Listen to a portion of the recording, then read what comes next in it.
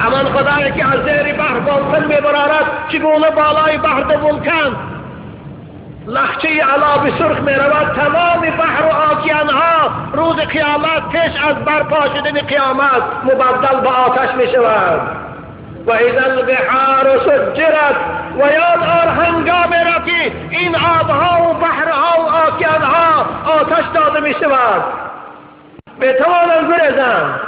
لا کلا لا وزر الى ربک یومئذ المستقر. آن روز دیگر جای گریز نیست. يقول الإنسان أين المفر كلا لا وزر. نه جای گریز نیست.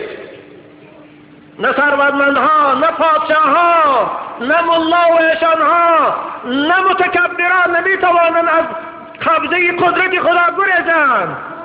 نمیتوانند. لا وزر. يقول الإنسان أين المفر. يقول الانسان الكافر. انسان کافر آن روز دهشت میگفتد جای گریز کجاست، در کجا پنهان شویم.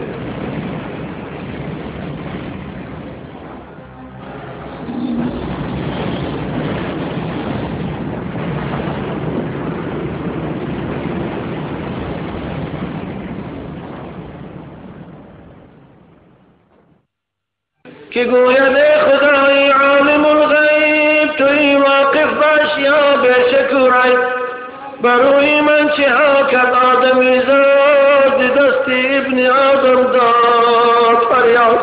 خدایا تو میدانی که در مالی من اینها خونریزی کردن، اینها زنا کردن، فاحشه خانه کشادن، طرب خانه کشادن،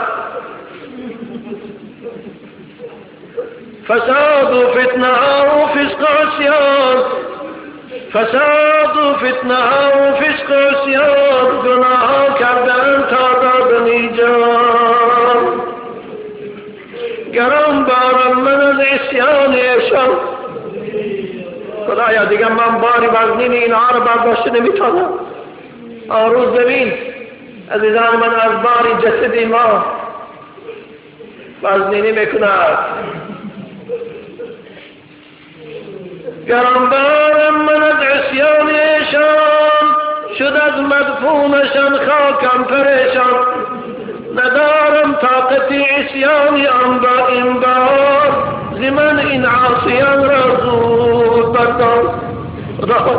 من طاقت این باری بینی این گناهگاران را برداشتن ندارم. اکنون زودتر اینها را از درون من بیرون کن.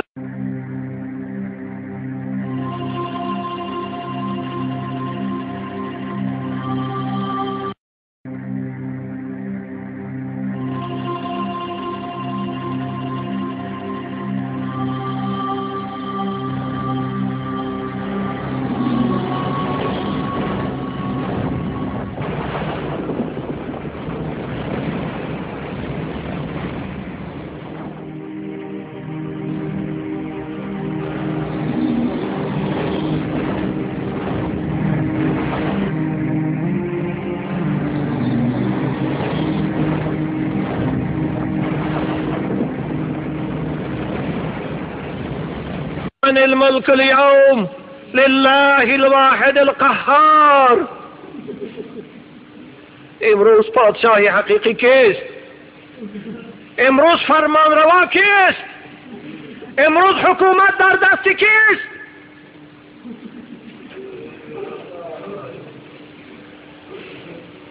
لله الواحد القهار.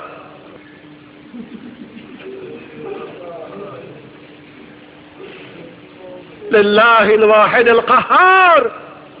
امروز حاکم، امروز حکومت دار، امروز فرمان بردار، امروز حاکم سودیه فقط الله است. خدای یکتای غالب و توانا که همه موجودات نابود کرد فقط اوست. لله الواحد القهار.